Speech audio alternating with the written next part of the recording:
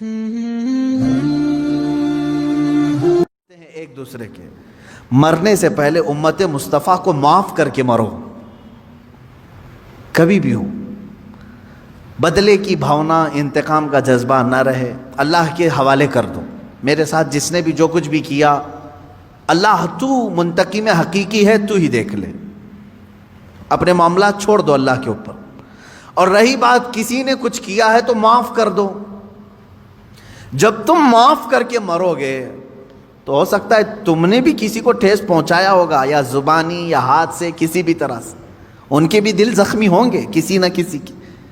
اب یہ رب تعالیٰ اپنے ذمہ کرم پر لیتا ہے، ان کے دلوں کو نرم کرتا ہے، وہ بھی تمہیں معاف کر دیتے ہیں جب تم معاف کر کے دنیا سے جاؤ گے. میں حدیث بتا رہا تھا. حدیث یہ ہے، دو بھائیوں میں تکرار ہوئی، جھگڑا ہوا، ایک دوسرے سے دونوں کا کچھ نہ کچھ مباحثہ ہوا، اور تکرار کے بعد دونوں الگ ہوئے جھگڑے کے بعد. لیکن ان میں سے ایک بھائی معافی مانگنے کے لیے آیا دوسرے کے پاس.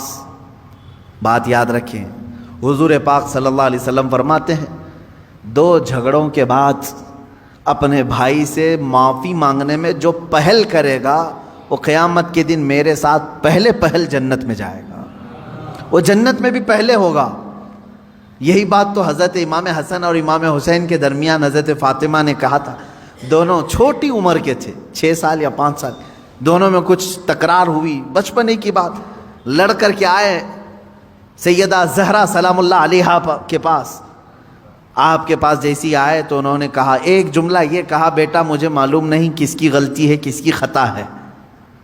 ماں فاطمہ تو زہرا رضی اللہ تعالیٰ عنہ فرما رہی ہیں، مجھے یہ نہیں معلوم، لیکن ایک بات یاد رکھ لو کہ دونوں کے تکرار سے، دونوں کے جھگڑوں سے کہیں اللہ دونوں سے ناراض نہ ہو جائے، دونوں رونے لگے.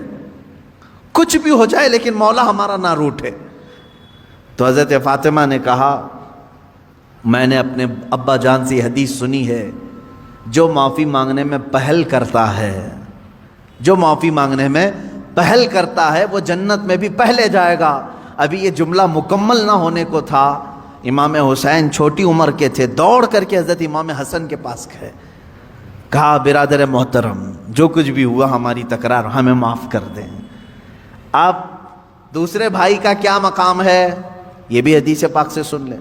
معاف کر دیا تو خیر ہے، تم نے معاف کر دیا، کوئی تم سے معافی مانگنے کے لیے آیا، معاف کر دیا.